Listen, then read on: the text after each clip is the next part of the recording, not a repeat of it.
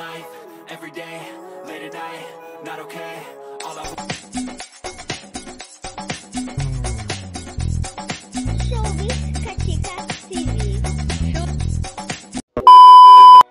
Hello mga kachika!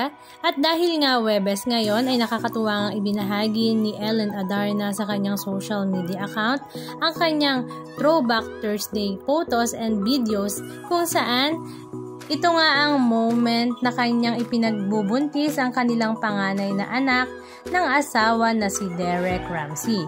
Ito nga ay very rare videos and photos dahil hindi naman talaga siya nagbabahagi ng kanyang pregnancy journey magmula pa noong ipinagbubuntis nga niya si Elias Modesto. Dahil according nga kay Ellen ay gustong-gusto nga daw niya ang stress-free, quiet, and very peaceful pregnancy. At ito naman ay ibinigay nga sa kanya na God at the same time ng asawa na si Derek.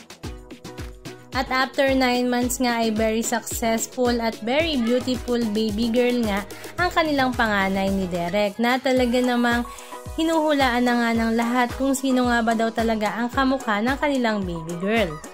Pero marami nga sa mga netizens at sa kanilang mga fans ang nagsasabi na mukhang kamukha nga daw ito ni Derek dahil sa ilong pa lang at tenga na ibinabahagi ng mag-asawa ay talaga namang mala Derek Ramsey na. Halika at panoorin natin ang ilan sa mga video clips ganap na kanyang ibinahagi.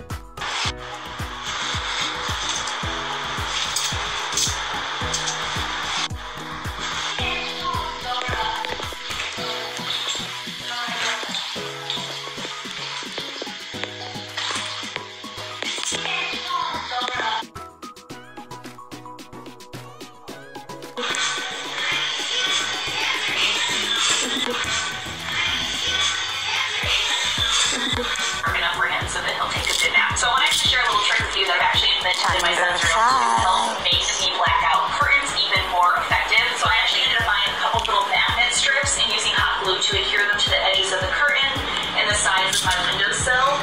This helps the curtain lay nice and flat to the window, preventing that extra sunlight from trickling in along the edges. And like I said, I know that this is very extra, but I personally thought in a much darker room means much better sleep for my kids. So, alright guys, that does it. That was the best, just like dark enough for him so that he'll take a good nap. So I wanted to share.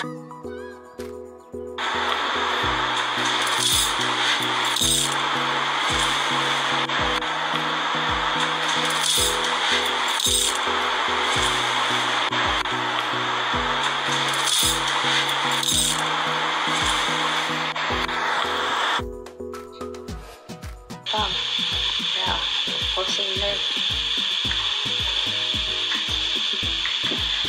Ay, nagkalibangan ako. Kita wholesome.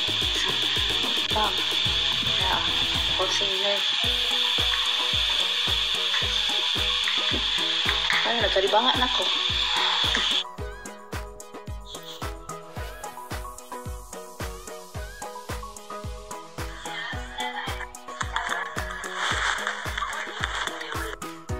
Anong masasabi nyo mga kachika? Just comment down below. And please don't forget to subscribe. Thank you!